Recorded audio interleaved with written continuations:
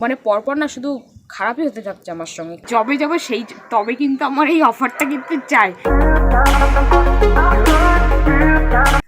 শয়তানি করেছে কেন এতটা বড় বাস দিয়ে দেবে আমার, আমি সত্যি মানে বুঝতে পারিনি। তোমার এইটুকু সোনার জিনিসও অনেক দামি আমাদের কাছে। ব্যাড লাক হলে সব দিক থেকেই হয়। শুভ সকাল। এই সুন্দর শীতের সকালে একটা সুন্দর ভিডিও তোমাদের উপহার দিতে চলে আসলাম। ছোটদের স্নেহ ভালোবাসা আর বড়দের প্রণাম জানিয়ে আজকের দিনটা শুরু করলাম। তোমরা সবাই সবসময় সুস্থ থেকো, ভালো থেকো, সাবধানে থেকো, এটাই চাই। আর আমার এই ড্রাগন ফ্রুট গাছটা দেখো অবস্থা খুবই খারাপ ছিল, পুরো হেলে পড়েছিল। তোমার দাদাভাই আবার দড়ি দিয়ে বেঁধে দিয়েছে। আর এই যে দেখো সূর্যি মামা কিন্তু ডুবে মানে উকি দিচ্ছে সকালবেলা বলতে পারো, মানে একটু একটু সবাই রোদের মুখ দেখতে পাচ্ছি। আর আজকে জানি তো এই জাজিংটা না পুরোটা তুলে আবার ঘুরিয়ে অন্য দিকটা মানে পাল্টে দিয়েছি ঘুরিয়ে। আর এই যে উপরে জাজিংয়ের উপর আমার দুখানা বিছনা চাদর পাতা থাকে, সেগুলোই আজকে একটু ধুয়ে দিয়েছিলাম। তারপরে একটু শুয়েছিলাম, রেস্ট নিচ্ছিলাম। তারপরে এই যে এই পাখিটা আমাকে ডাকছিল ঠক ঠক করে, তাই আবার আমি উঠে গেলাম। গুড মর্নিং, সবাই কেমন আছো? আশা করছি ভালো আছো। Welcome back to my channel Rina Obi. সকলকে স্বাগত জানিয়ে ভালোবাসা নিয়ে আমি আরও একটা নতুন দিন, নতুন সকাল, নতুন একটা ভিডিও তোমাদের উপহার দিতে চলে আসলাম। আর সকাল সকাল দেখো কোথায় বসে আছি, ছাদে বসে আছি। সিঁড়িটা ভালোই ঠান্ডা আছে, বেশিক্ষণ বসা যাবে না। সবার সময় একটু একটু রোদের মুখ দেখছি, বাট হাওয়াটাও দিচ্ছে একদম পুরো বিচ্ছিরি। তোমরা তো আগের দিন দেখেছো যে আমার পিসি শাশুড়ির ছেলের আশীর্বাদ ছিল, মানে মেজদা আর ছোটদা দুজনেই বিয়ে ঠিক হয়েছে, বাট পরপর। যাই হোক, মেজদার মানে আশীর্বাদ গেল কদিন পরেই, মেজদার বিয়ে পৌষ মাস তো পড়ে গেল, ওই জন্য পৌষ মাস পরেই বিয়ে তো হয়তো যাওয়া হবে না, বাট রিসেপশনে যাওয়া হবে। যাই হোক, বিয়েতে যদি যায় তাহলে তোমরা দেখতেই পারো, বা রিসেপশানে মানে পরপর না মানে বিয়ে বাড়ির ভিডিও আসতেই থাকবে। তোমরা ভীষণ মানে একটা সুন্দর একটা ভিডিও পাবে, সেটা অপেক্ষা করছি কবে বিয়েটা আসবে, কেমন সাজবো, কি শাড়ি পরবো, এটাই ভাবছি। নিজেদের একদম বিয়েটা হলে হয় আর কি, তাই না? আর শীতকালে এখন অবধি বিয়েবাড়ি খাওয়া হয়নি, জাস্ট আশীর্বাদে খেয়ে আসলাম। বিয়েবাড়িটা মানে এটা যদি পৌষ মাস না পড়তো তাহলে বিয়েবাড়ি তো অবশ্যই পড়তো। আর তারপরেই আবার তার 1-1.5 মাস পরেই আবার ছোটদার বিয়ে। তাহলে একটা ভীষণ একটা আনন্দের কথা। আর কী বলতো, সবাই মিলে মানে যখন একসাথে হই না, একটা আলাদা একটা টাইম স্পেন্ড করা যায়, মানে একটা সুন্দর একটা মুহূর্ত কাটানো যায়, আর ফ্যামিলির সবার সঙ্গে দেখা হয়, এটাই আর কি। আগের দিন তো তোমাদের অনেককেই দেখিয়েছি। আমার মানে ননদ, ওখানে আমার একটা ননদও ছিল, মানে আমার ছোটো পিসি শাশুড়ির মেয়ে, ওকেও দেখিয়েছি। মানে আগের দিন দেখলে তো আমি ভিডিওটা মানে ভয়েস ওভার দিইনি, কেন রিয়েল ভয়েসে ছেড়েছিলাম, যে একটা আনন্দের মুহূর্তগুলো তোমার সঙ্গে শেয়ার করেছিলাম। আমি জানি তোমাদের ভালো লেগেছে। পৌষ মাস মানে তো পিঠে পুলি, কার কার বাড়ি তোমরা কে পিঠে খাওয়া শুরু করেছো অবশ্যই আমাকে বলো। আমি এখনও খাওয়া শুরু করিনি, মা ডাকছে, খুব শিগগিরই বাড়িতেও যাব পিঠে খেতে। আর এটা হলেই কথা। আর তোমার দাদাভাই তো একদিন বলেই যাচ্ছে আমি পিঠে খাবো। আমি বলছি আমাকে খাও। মানে তোমার দাদা পিঠে খেতে ভালোবাসে, পিঠে পায়েস। বাট আমি ওকে বলছি কি যে খেতে ভালোবাসে ঠিকই, বাট 2-3টে বেশি আবার খেতে চায় না, এটাই আর কি। ওই শখ করে 2-3টে, ওটাই। আর আমি আবার বলেছি যে বড় মাসে খুব ভালো পিঠে বানায়, বলছে তাহলে বলে এবার বড় মাসিকেই বানাতে। মাসি তো এখানেই আছে। মাসিকে আবার বললাম আমি এরকম বাড়িতে যাবো, জামাই পিঠে খেতে চেয়েছে, তুমি কিন্তু অবশ্যই তার মধ্যেই আমাদের ও বাড়িতে চলে যাও। বলছি ঠিক আছে। মাসি বলছে বাবা তুমি জামাইকে এইসব বলেছে? আমি বলছি হ্যাঁ। মাসির হাতে পিঠে সত্যি তোমাদের কি বলবো, যদি তোমাদের একবার খাওয়াতে পারতাম। বিশেষ করে দুধ পুলি খেয়েছো, বাট দুধে ভেজানো পাটিসাপটা, মানে যে ওই ক্ষীরের পাটিসাপটাটা কি, মানে যদি কেউ খেয়ে থাকো তাহলে সেই স্বাদটা সে জানে। আর এক একজন হাতের স্বাদ এক এক রকম, বাট মাসির হাতে ওই পিঠে পুলির স্বাদটা ভীষণই, আমার তো ভীষণ ভালো লাগে। মাসি তো মানে পৌষ মাস পড়লেই পাটিসাপ, মানে দুধে ভেজানো পাটিসাপটা যেটা বলে ওটা পাঠাতো, বাট ওটাই বেস্ট আমার কাছে লাগতো। অন্য আরও পিঠে পাঠাতো, বাট ওটা আমার কাছে বেশি ভালো লাগতো, এটাই আর কি। যাই হোক, এখনই বলতেই মানে জিভে জল চলে আসছে, এমন একটা ব্যাপার। কবে বাড়ি যাব, কবে মাসির হাতেই পিঠে খাবো, সেটাই ভাবছি। আর আমার মামা মামি বোন ওরা না পুরীতে গেছে, আমাদেরকেও যেতে বলছিল বাট আমরা যাইনি। আবার আমার বোন আমাকে একটা অফারও দিয়েছিল যে আমি যদি ওদের সঙ্গে পুরীতে যাই তাহলে মানে আমার টিকিটের খরচাটা ওর।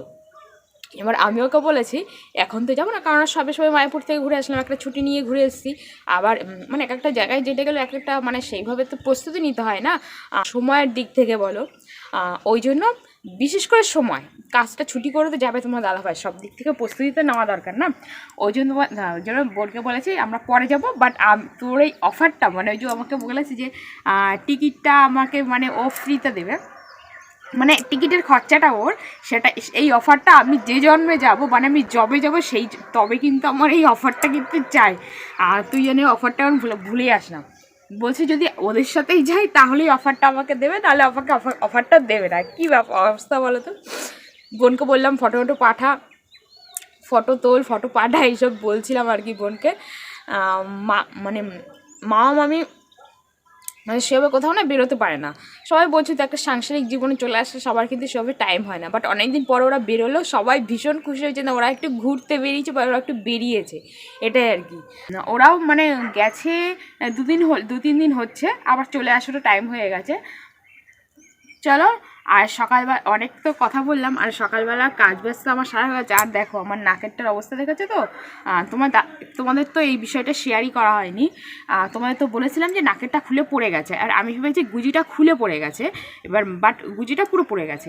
এবার পরে যখন আমি নাকেরটা মানে পুরো এরকমভাবে দেখিনি, বাট তোমার দাদাভাই যখন গুজিটা আনলো, যখন পরবো বলে তার পরের দিনই ঠিক রাতে, তখন দেখছি গুজিটা পুরো ঢুকে মানে শুধু জাস্ট নিচের যে আরেকটা যে জয়েন্টটা যে থাকে ওইটা বড় এটা পড়ে গেছে, বাট গুজিটার ভিতর সেই ঢুকেই আছে। এবার কী করবো, তোমার দাদাভাই তো কতক্ষণ ধরে চেষ্টা করছে বাট পাচ্ছে না। তারপরে আমি বললাম ঠিক আছে তাহলে দোকানে দিয়ে আসবেন। দোকানে দিয়ে এসে বলেছে ঠিক আছে পরের দিন এসে নিয়ে যাবে।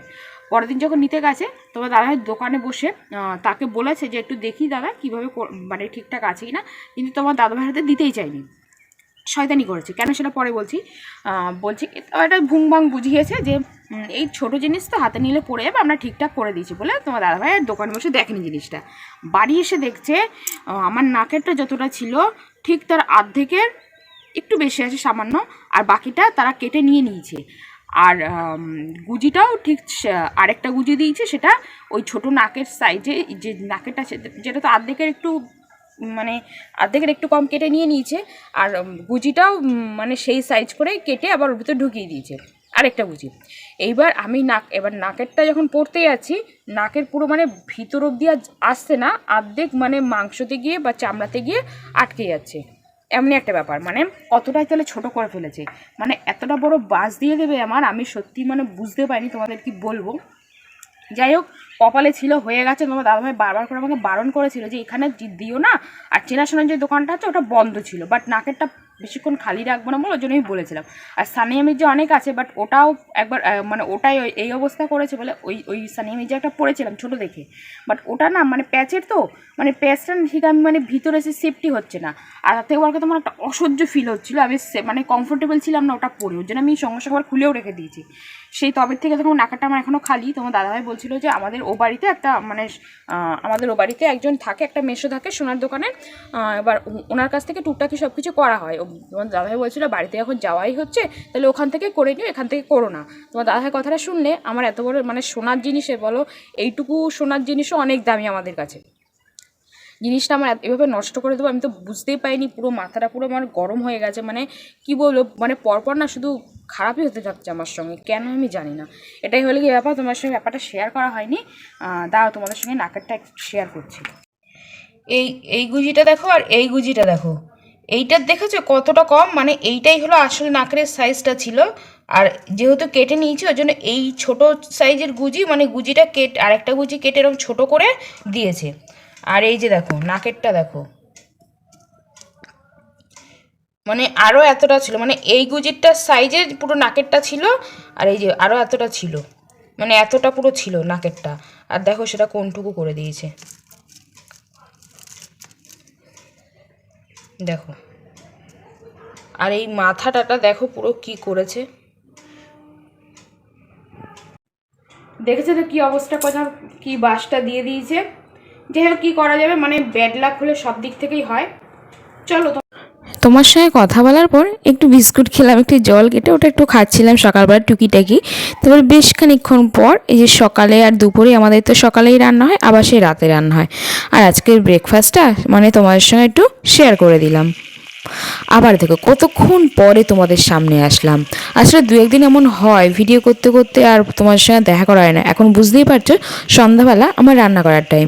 এনেছে এখানে মা, মানে বাবা এনেছে ইলিশ মাছ। আর যেহেতু মানে এই 5খানা মাছ ছিল, ওর জন্য 5টা মাথায় এখন শুধু রান্না হবে, আর বাকি মাছটা রেখে দেওয়া হয়েছে ফ্রিজে। আর এই যে দেখো বেগুন আর আলু দিয়ে হবে পাতলা করে, এই যে ইলিশ মাছের মাথা দিয়ে একটা ঝোল হবে। আর হবে ওই যে কুমড়োটা দেখলে ছোট ছোট করে কাটা, ওটাই আর কি একটু ভাজা ভাজা একটু মাখা মাখা করে একটা তরকারি হবে, এই আর কি। এটাই হলো আজকে রাতের মেনু। আর এই যে দেখো গাছ থেকে পাকা পেঁপে নামানো হয়েছে। এই পাকা পেঁপে খেতে কিন্তু দারুণ লাগে, তাই না বলো? আর এই যে দেখো তোমার দাদাভাই ডিউটি থেকে আজকে এই প্যাকেট মানে এই খাবারটা দিয়েছিল। তোমার দাদাভাই যেগুলো প্যাকেট সিস্টেম হয় সেগুলো বাড়িতে নিয়ে আসে আর মাঝে মাঝে খেয়েও ফেলে, কোনো ঠিক নেই। সেটাই তোমার সঙ্গে একটু শেয়ার করে দেবো। এখানে দেখো অনেক কিছুই আছে, রুমালি রুটি আছে, তারপরে না ওটা মানে পরোটা ছিল, মিষ্টি দই, তারপর ফ্রায়েড রাইস, চিকেন, আলুর দম, অনেক কিছুই ছিল। সেটাই এখন সবাই মিলে একটু একটু করে খেয়ে নেবো আর রাতের ডিনারটাও সেরে নেবো। আর আজকের ভিডিওটা আমি এখানেই শেষ করব। চ্যানেলে যারা নতুন থাকবে তারা অবশ্যই চ্যানেলটা সাবস্ক্রাইব করে আমার পাশে থাকবে, আমাকে অবশ্যই ভালোবাসা দেবে।